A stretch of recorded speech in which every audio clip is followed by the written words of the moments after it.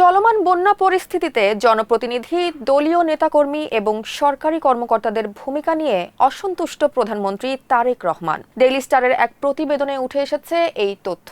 প্রধানমন্ত্রীর কার্যালয়ের একাধিক সূত্র জানায়, উদ্ধার ও ত্রাণ কার্যক্রম পর্যালোচনা করতে গিয়ে আগাম প্রস্তুতির ঘাটতি, সমন্বয়ের অভাব দেখতে পান প্রধানমন্ত্রী।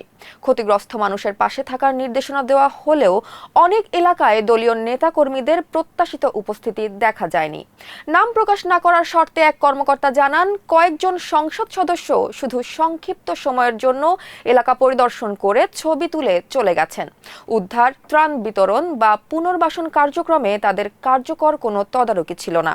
মাঠ পর্যায়ে জনপ্রতিনিধি, দলীয় নেতাকর্মী এবং প্রশাসনের সক্রিয়তা প্রত্যাশার তুলনায় অনেক কম ছিল বলেও তিনি উল্লেখ করেন।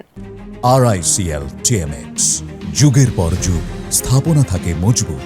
এ বিষয়ে নাম প্রকাশ না করার শর্তে বিএনপির এক কেন্দ্রীয় নেতা বলেন, দলীয় নির্দেশনা থাকা সত্ত্বেও কিছু স্থানীয় নেতাকর্মী দুর্গত মানুষের পাশে দাঁড়াননি।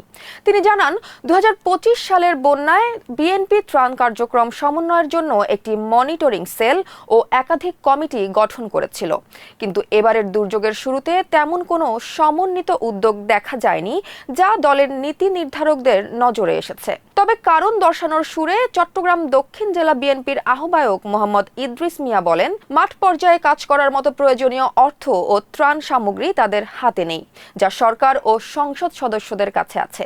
ফলে খালি হাতে দুর্গত এলাকায় যেতে পারছেন না তারা। প্রধানমন্ত্রীর কার্যালয়ের একটি কমিটির সঙ্গে সংশ্লিষ্ট এক কর্মকর্তা বলেন, দুর্যোগকালে অবহেলা বা জনগণের দুর্ভোগের প্রতি দায়িত্বহীনতা কোনোভাবেই গ্রহণযোগ্য নয়। কারা মাঠে দায়িত্ব পালন করছেন এবং কারা দায়িত্ব পালনে ব্যর্থ হয়েছেন সে বিষয়ে তথ্য সংগ্রহ করছে প্রধানমন্ত্রীর কার্যালয়।